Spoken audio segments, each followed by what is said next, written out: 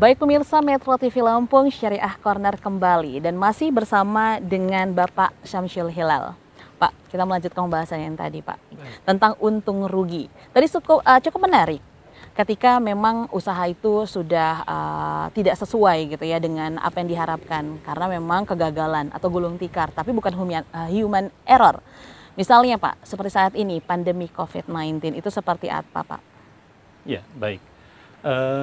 Investasi adalah sesuatu yang sangat dinamis. Oleh karena itu, kendala-kendala di lapangan itu menjadi pointer tersendiri yang perlu dicermati dan dipahami oleh kedua belah pihak. Karena jasa keuangan atau industri keuangan itu adalah sesuatu yang asasnya hanya public trust. Sehingga ketika kita melendingkan dana, itu juga berdasarkan pada trust pada unit usaha tertentu.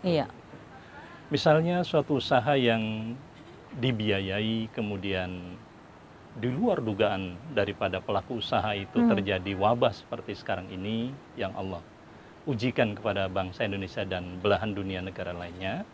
Tentunya ini perlu kita sikapi dengan kesabaran dan ketakwaan dan jangan negatif thinking, akan tapi positif thinking, sehingga chemistry positif dapat tumbuh dan melahirkan inovasi-inovasi untuk recovery terhadap ekonomi yang jatuh. Dalam konteks beban terhadap cicilan dari pelaku usaha, tentunya industri keuangan mempunyai trik bagaimana membangun komunikasi dan menjaga supaya usaha tersebut bisa tetap berjalan meskipun volumenya berkurang, seperti dengan melakukan apa itu namanya reschedule misalnya, atau memperkecil penjadwalan ulang, atau memperkecil pembayaran dan lain sebagainya. Itu adalah tindakan nyata dalam rangka menyikapi realitas yang dihadapi oleh pelaku usaha. Memang dunianya seperti itu. Kalau dipaksakan toh seperti apa yang didesain di awal, tentunya ini sudah tidak rasional lagi. Saya kira itu. Tapi ada syarat-syaratnya nggak sih Pak jika seperti itu? Atau mungkin pinjaman dalam investasi itu sebatas apa? Besarannya, nominalnya? Atau dalam kurun waktu dia mungkin membayarnya sudah sejauh mana? Ada syarat-syarat tertentu kah Pak sebenarnya kalau dalam sistem keuangan syariah ini? Ya, syarat-syaratnya tentunya ada, tetapi muaranya pada kemaslahatan dari usaha itu semua. Karena betapapun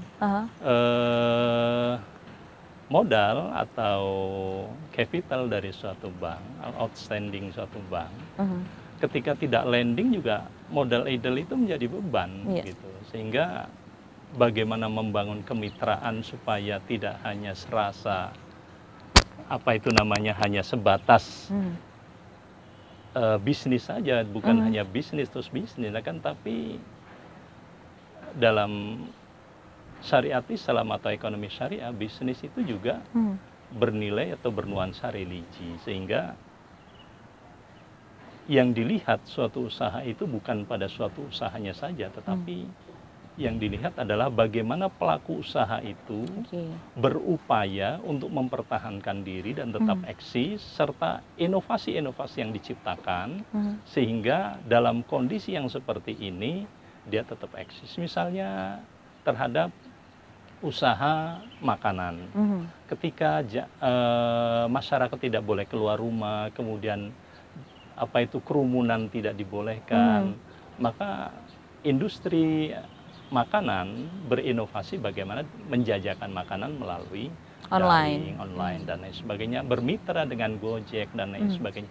Itu adalah inovasi-inovasi yang walaupun kecil volumenya, tentunya oleh industri keuangan atau perbankan itu harus dinilai sebagai sesuatu usaha, suatu upaya yang dilakukan oleh pelaku usaha bahwa dia betul-betul ingin eksis dan ingin melakukan usahanya walaupun dalam kondisi yang serba sulit seperti ini. Oke, yang jelas bukan hanya untung dan rugi muara Bukan hanya akhirnya ya untung Pak dan ya, rugi. tapi melihat dulu sejauh mana mungkin usaha dari pelaku usaha itu sendiri ya Pak ya. Betul. Oke, nah Pak, bagaimana tentang perkembangan atau peluang dari investasi syariah sendiri di Indonesia saat ini Pak?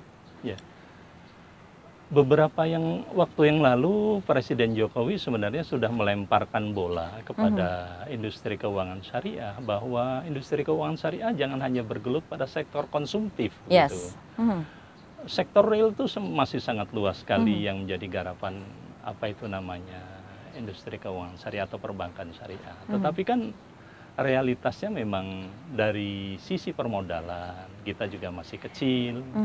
Kemudian dari sisi pengalaman juga masih dangkal begitu. Kemudian dari sisi regulasi-regulasi yang lain juga belum mendukung. Tetapi dengan adanya kebijakan pemerintah memerger bank-bank syariah plat merah ini, mudah-mudahan bisa menangkap pemikiran-pemikiran dan tawaran-tawaran dari Bapak Presiden untuk lebih proaktif dalam menggarap sektor real.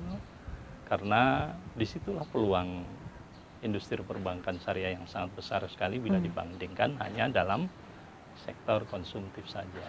Apalagi sektor-sektor jasa-jasa lain yang nanti saya yakin bisa terbuka dengan kekuatan modal yang ada. Dan di kawasan regional Asia Tenggara kita sudah memperlakukan MEA, Masyarakat Ekonomi Asia yang berlaku 2016. Tapi pada sektor keuangan 2020 ini tentunya menjadi peluang yang sangat besar dan sangat menarik bagi industri keuangan syariah untuk berinovasi, untuk menata diri, untuk bersiap diri, untuk berkompetisi secara sehat, karena di sana juga ada bank syariah yang besar yang di kawasan Asia ini selama ini menjadi pemain tunggal. Nah tentunya kalau pemain tunggal tidak sehat lah, harus ada kompetitor lah supaya customer ini diuntungkan dengan kompetisi industri keuangan syariah itu. Oke, itu arti perkembangannya baik dan juga peluangnya harusnya juga menjadi lebih baik dengan adanya pemerintah di tengah-tengah ini ya Pak ya. Oke Pak, nanti kita akan lanjutkan pembahasan ini. Ini semakin dalam pembahasan kita Pak sesaat lagi. Pemirsa Metro TV Lampung, Syariah Corner akan kembali sesaat lagi, tetap bersama kami.